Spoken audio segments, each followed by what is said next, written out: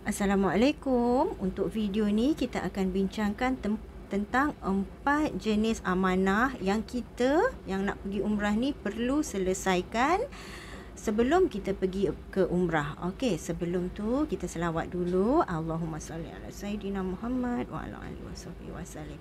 Okey, apa dia jenis 4 amanah ni? Okey, pertama sekali adalah amanah kita kepada keluarga. Keluarga ni adalah tanggungjawab kita. Jika kita pergi suami dan isteri, kita tinggalkan anak-anak kita. Kita tinggalkan ibu bapa. Jadi apa amanah yang kita perlu tinggalkan kepada mereka? Kumpulkan 3 hari sebelum pergi kena selesai.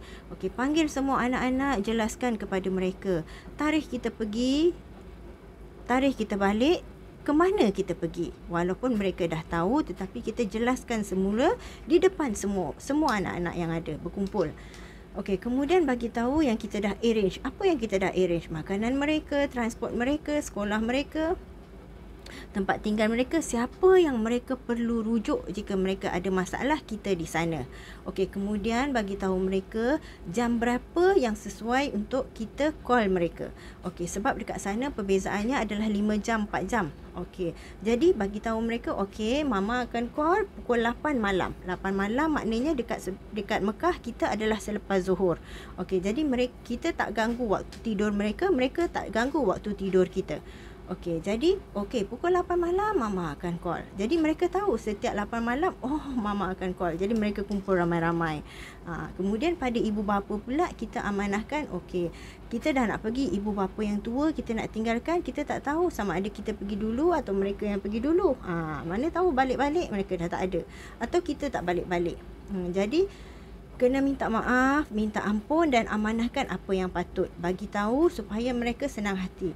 Okey, kita nak pergi, anak-anak kita dah selesaikan. Bagi tahu supaya mereka lega. Kalau tidak, atuk nenek ni akan risau anak-anak. Akan risau cucu-cucu mereka. Jadi biar mereka lega. Okey, amanahkan.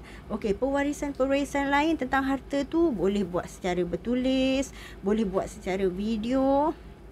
Itu semua tak masalah. Itu kita perlu ada ilmu untuk itu, untuk wasiatkan.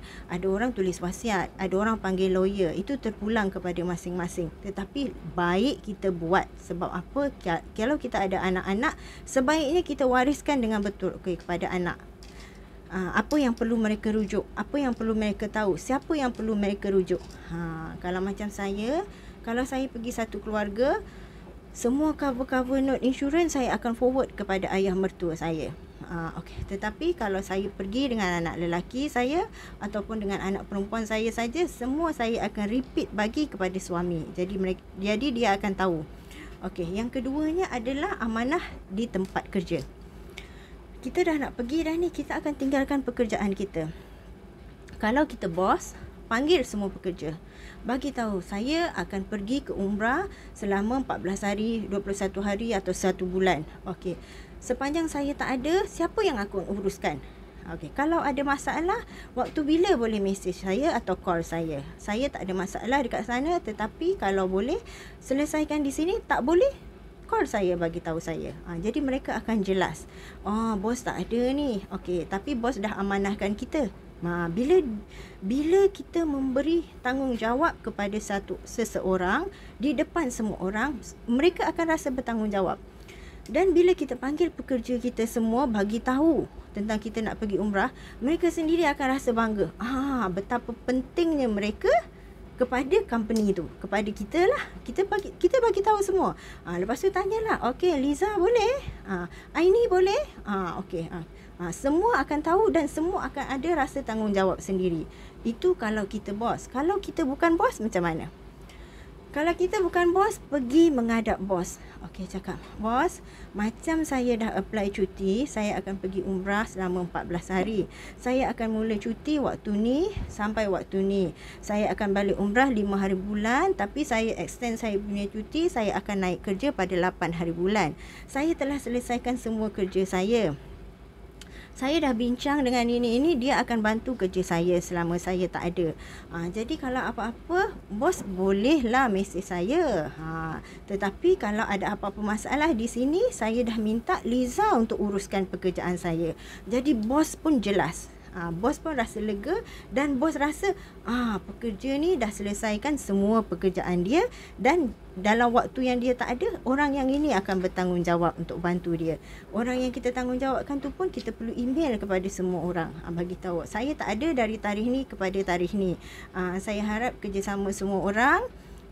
Untuk kalau ada apa-apa masalah boleh rujuk kepada Cik Liza pula. Cik Liza akan bantu dan bantu untuk selesaikan. Sebab apa? Semua saya punya file ada pada dia. Selesai untuk pekerjaan. Okey. Yang ketiga adalah pewarisan kawasan tempat tinggal kita. Okey, tempat tinggal ni termasuk rumah jiran-jiran. Bagi tahu jiran-jiran kita tiada di rumah. Kalau anak ada di rumah, bagi tahu jiran-jiran anak ada di rumah tetapi kita tiada di rumah. Semua telah diuruskan. Akan ada orang datang siram bunga, mereka akan ada makanan orang hantar, atau mereka akan masak. Tolong tengokkan, atau tak perlu tengokkan, tetapi kalau ada apa-apa tolong bagi tahu. Macam saya pergi hari tu, jiran saya bagi tahu, tiba-tiba dia kata, Kak Lin, dia kata rumah Kak Lin rasanya tangki tu ada bocor tu. Sebab saya ada tangki di luar, ada mengalir je air, mengalir. Jadi saya pun panggil orang repair, mereka repair. Semua jiran yang pantau. Rumah tak buka, pagar saja buka. Itulah dia kegunaan jiran. Terima kasih jiran saya, Wan.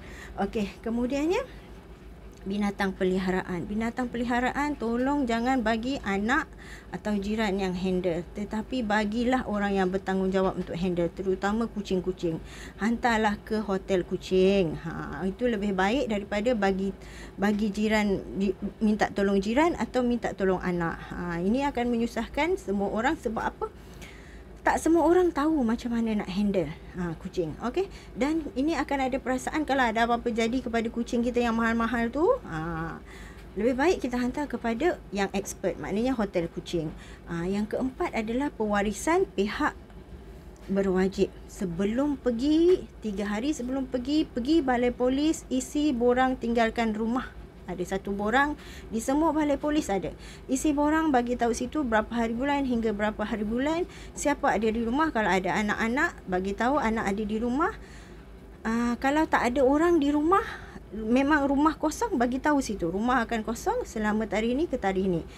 Polis ronda atau polis tak ronda, itu tugas mereka. Tugas kita adalah untuk bagi tahu mereka. Selepas tu jelas, hati pun senang. Jiran dah bagi tahu, polis dah bagi tahu. Okey, saya ulang semula. Yang pertama sekali, pewarisan keluarga. Yang kedua, pewarisan tempat kerja. Yang ketiga, pewarisan tempat tinggal. Yang keempat, pewarisan pihak berkuasa. Ini mesti buat insya-Allah hati kita tenang, orang yang kita tinggalkan pun tenang. Itu saja. Semoga video ni bermanfaat. Apa-apa kesalahan semua datang daripada saya. Saya ada tulis di description juga, boleh copy and paste. Saya doakan semua yang nak pergi selamat pergi dan selamat pulang dan sentiasa sihat. Okey, Assalamualaikum.